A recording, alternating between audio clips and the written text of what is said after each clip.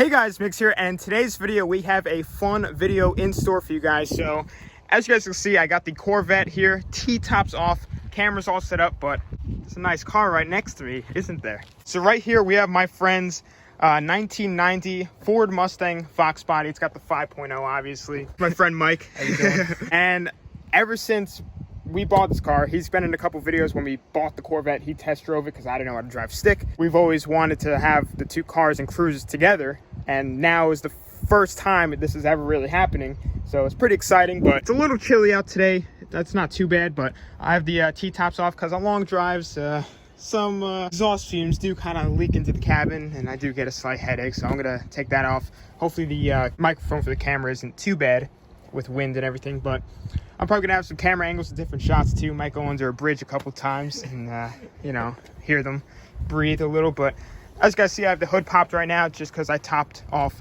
the power steering fluid. I just checked off all the fluids, like the oil and the brake fluid, everything important. But definitely gonna be a longer drive that this thing has ever had since I've owned it. I mean, I've only really taken it up and down the road a couple times, like down a highway, like a slow highway though, because this thing's geared really high. So hopefully she doesn't break down like she used to. I mean, ever since I adjusted the carburetor with the float level and everything like that, hasn't had a problem. Even with the PCV system, hasn't even leaked oil out of the valve covers or even out of the rear main seal. So that's good. It's definitely not getting choked up with all the pressure built up. So definitely a good sign. If I do decide, if I get a little cold, I do have the T-tops back there. But with that being said, let's go on this little cruise, and it should be pretty fun.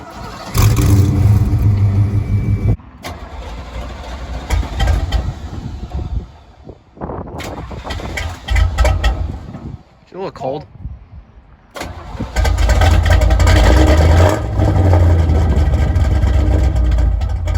She's a little cold. It's like 60 out today, which really isn't bad, but these carbureted cars don't like really anything below 70, what it seems. So I'm definitely gonna let her warm up a bit before we go ahead and get on the road. But right now I'm actually just gonna go to the gas station quick, just because, as you guys know from last video, I really don't know what the fuel gauge is at. I mean, I just put a full tank in it, so it shouldn't be too low, but just to make sure, and since this thing does slurp down some gas, I'm just gonna top it off, and I actually wanna see if the gauge will move at all. We got Michael following behind us. This has definitely been needing to happen for a long time. I'm at 45 right now at 2,500 RPMs in 5th gear. This thing is geared so high, so you can imagine how much torque this thing feels like it has. But so far this thing has been nothing but reliable, and I don't want to jinx that at all. The beginning was a little bit rough, as you guys know, but ever since then has not broke down once. But I'm gonna knock on wood or whatever, because I'm happy how it's running right now. We're pulling into the gas station real quick. What's good about this thing is that the gas cap is right in the center, so it doesn't matter what side I go on.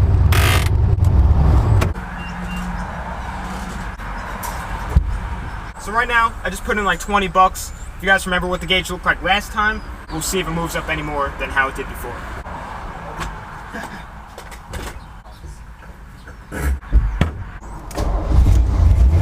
Alright, so the gauge didn't move. Kind of sucks. But I definitely think that it's like the sending unit or the sending unit wire. And one thing that I will check is the resistance on the sending unit and see if it changed from 62 ohms at all.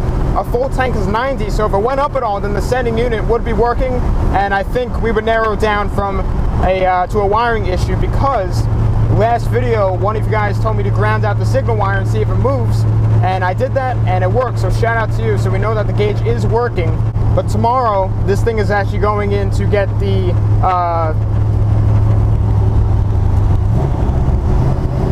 power steering control valve replaced finally, so I can stop refilling this thing with power steering fluid constantly. I brought it in on Friday, but they didn't really get a chance to do it because I did bring it in late, but they said no problem, we'll do it on Monday.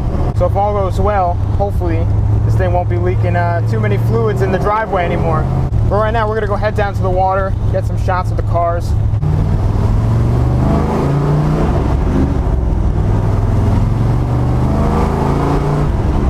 Man, it is so crazy that we're doing this. This is a spot that we always go to when we cruise, but I used to always take the S10, and I still do have the S10. I'm not selling it, that's my daily driver. His car is a 5-speed, and when I rode in his car, I automatically fell in love in manuals. No pun intended.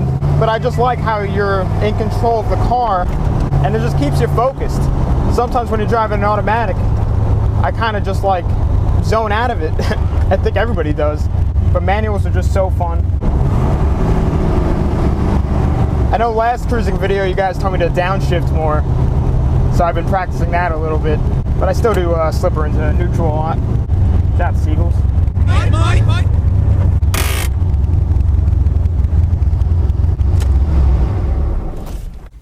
Check everything out. Pop the hood. Pop the hood. Pop the hood. Pop the hood. Pop the hood? Pop the hood. Ever since the PCV system has been on here, no smoke. Remember how you used to like smoke every time? No more smoke.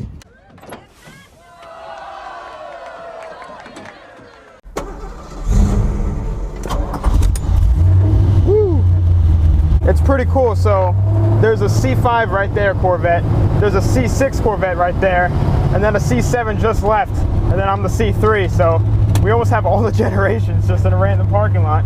So that's kind of cool. It's making great oil pressure. Voltage is perfect. Rising the temp again. There's something like popping whenever I let out the clutch. I think it's just the clutch pedal. Something might be loose.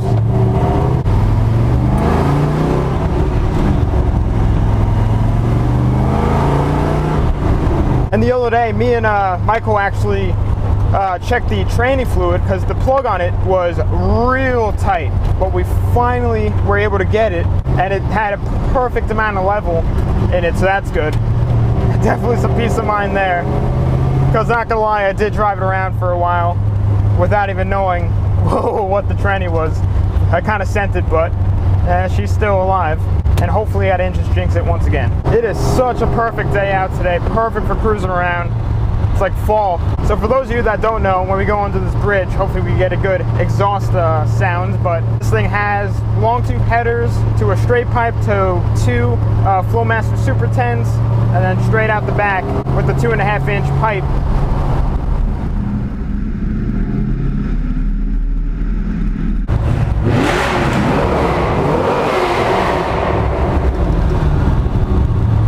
Woo! Making some thunder! It sounded good. Who did? The Camaro? Dang.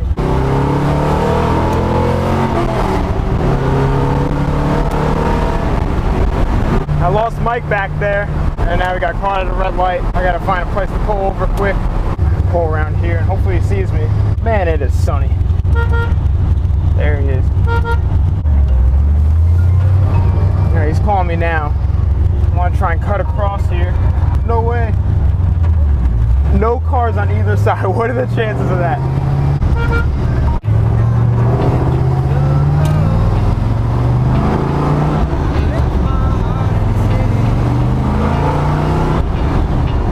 This is probably the highest speed I've ever gone in this thing. But we're at 50 right now, according to my speedometer, which I don't even think is the speed limit. Yeah, said I was raised in the days of MySpace and screen names. Back then when I was only worried about my top friends. Now my circle is getting smaller, all these people acting fake, man. And to be honest, I don't even have a top 10. Me against the world, I've been doing what I really love. Haters been hiding behind the screen, man, they movie cuts. And when I'm back at home, it never feels.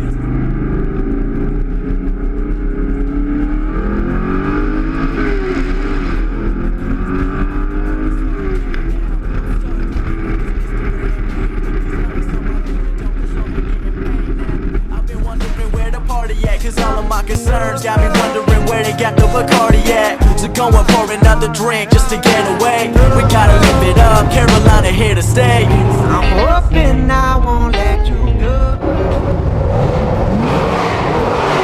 My heart in the city, yeah. But soon enough I hope you know. It's alright.